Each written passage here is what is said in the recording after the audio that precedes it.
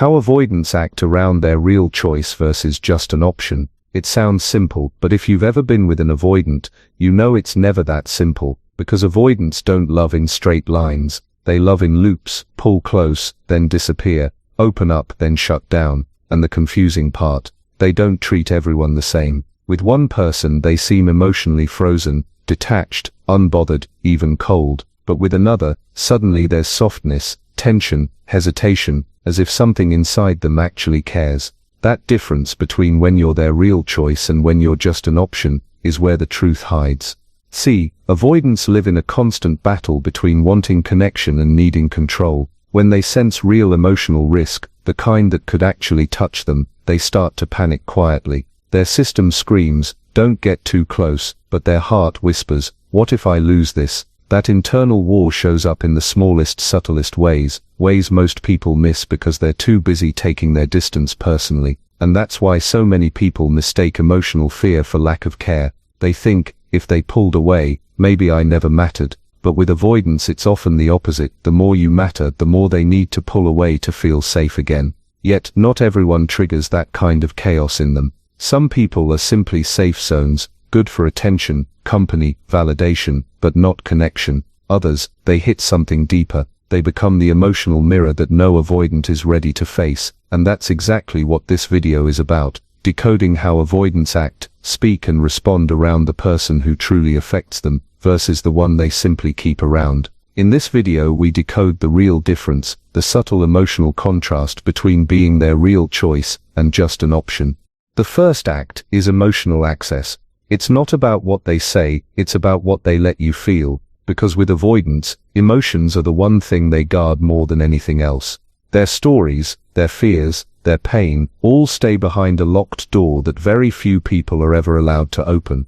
When you're just an option, that door doesn't move an inch. They'll talk to you, they'll joke, they might even flirt.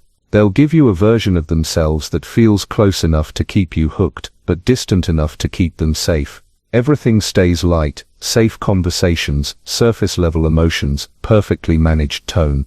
You'll think you're getting to know them, but really, you're only walking around the outer walls. They'll ask about your day, talk about work, mention random things they like, but you'll notice one thing missing: emotional truth. They'll never really reveal how they feel. Because when you're an option, their goal isn't connection, it's control. They want the comfort of your presence, not the risk of your depth. They'll make you feel seen, but never truly known. And sometimes that confusion becomes addictive. You start chasing that closeness they never fully give.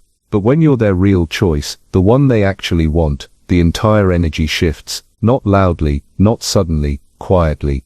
They'll still act guarded, but something starts leaking through. A softness, a pause, a kind of emotional hesitation that wasn't there before. Maybe one night, they'll tell you something small, a story about their past, a fear they never mention, a piece of themselves they don't share easily. It won't sound dramatic, but you'll feel the difference, because for them that moment isn't casual, it's surrender. That's their version of saying, you matter. Avoidants don't share to impress, they share when it's too hard not to. When being silent feels heavier than being vulnerable, and right after they open up, they'll probably retreat, go quiet, act normal, pretend it didn't mean much. But that's silence, that's not indifference, that's fear, because for a moment you got too close. That's emotional access with an avoidant. They don't give it freely, and they don't fake it either. If they let you see even a glimpse of what's behind their calm exterior, it means something inside them already decided. You're not just an option anymore.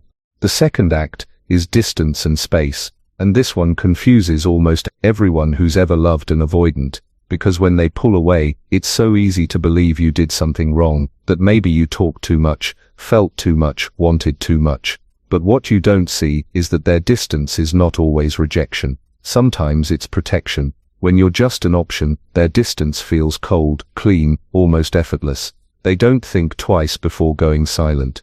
No checking your stories, no wondering what you're feeling, no curiosity about where you've gone. They vanish, not because they're hurt, but because it costs them nothing to disappear. There's no guilt, no emotional residue, no unfinished sentence in their mind. You were part of a pattern, something that filled the time, eased the loneliness, but never touched the heart. And so when they pull away, it's calm, almost peaceful for them. They can move on without the weight of memory. That's what it looks like when you were never inside the emotional circle. They don't need to create distance because you were never that close. But when you're their real choice, the one they truly want, that distance feels completely different. They still pull away, but this time you can feel the conflict in it.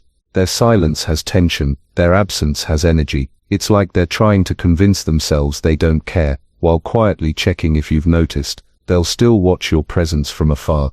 Maybe they won't reach out, but they'll hover, checking stories, scanning your online status, remembering details they pretend to forget. It's a quiet struggle between the part of them that wants safety, and the part that wants you. They'll tell themselves they need space to think, but what they're really doing is trying to feel less, because closeness overwhelms them. It makes them question the control they've built their whole identity around, so they pull away, not to end things, but to breathe. And yet, even in their silence, you can sense their attention hasn't fully left. That's how you know you're not just an option. When their distance feels heavy, when it carries hesitation, guilt, or quiet confusion, that's not avoidance of you, that's avoidance of what they're feeling for you. So never mistake every silence for indifference. With avoidance, sometimes the quietest pullback is actually the loudest proof that you've reached a place in them they don't know how to handle yet.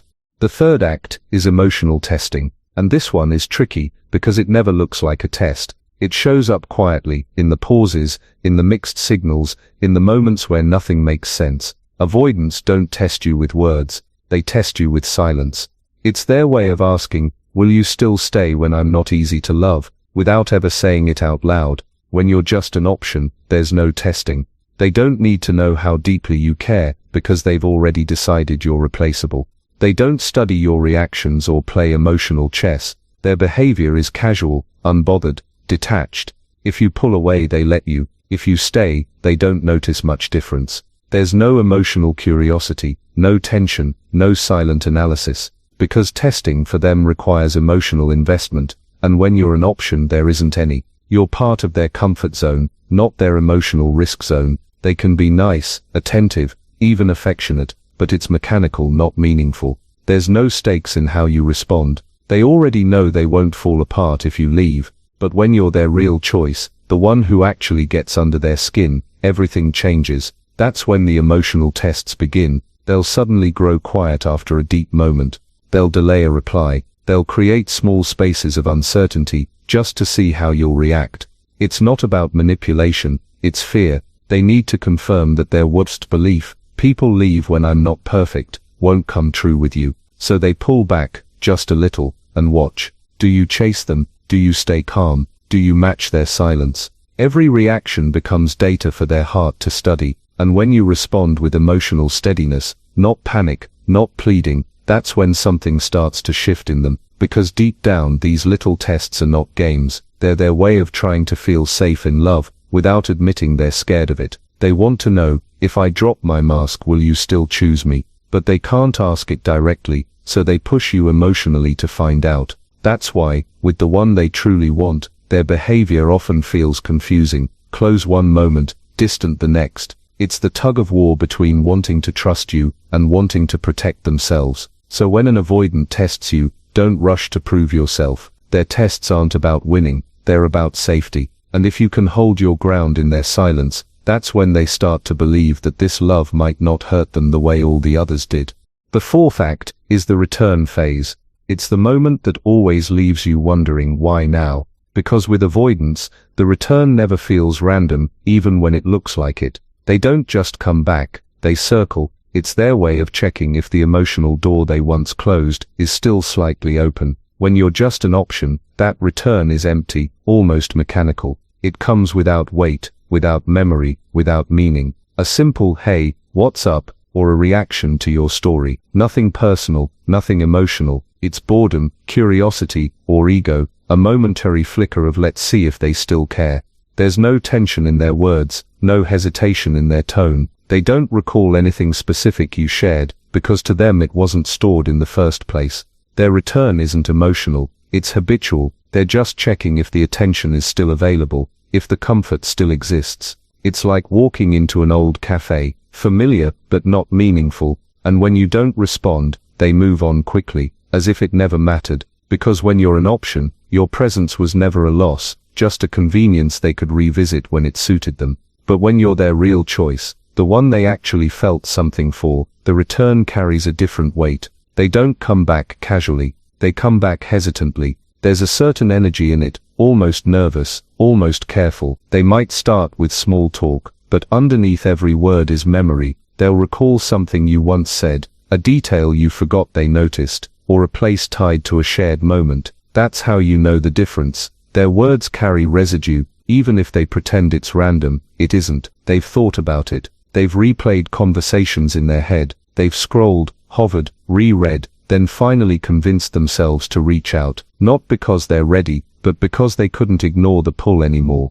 And that's the thing about avoidance. When they come back to someone who truly mattered, it's not for attention, it's for regulation. They're trying to calm the part of themselves that still feels connected to you. They want to know if you're still safe to approach, or if they've lost their chance. So even when their words seem light, their silence in between says everything. You can feel the tension, the cautious hope, the unspoken, "Do you still remember me the same way?" That's what separates a real return from a recycled one. One comes from boredom, the other comes from memory. And with avoidance, memory always means emotion, so if they circle back with that quiet tension in their tone, it's not just a message, it's the echo of everything they tried not to feel, finally finding its way back to you.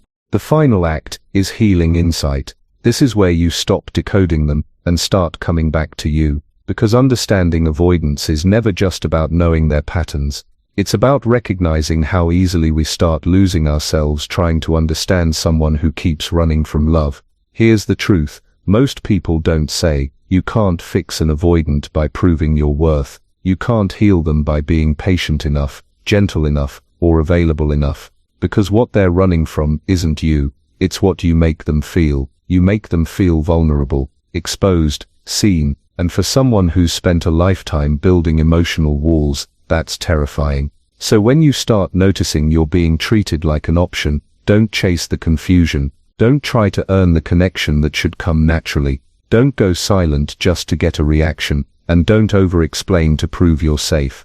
Because real power doesn't come from trying to be chosen, it comes from knowing you already are enough, even if they can't meet you there. If they're pulling away, let them. If they're uncertain, don't beg for clarity. Give yourself closure through boundaries. Because every time you hold your ground instead of chasing answers, you shift the energy. You stop being the one waiting to be valued, and you start becoming the mirror that reflects what they've been avoiding. Emotional accountability.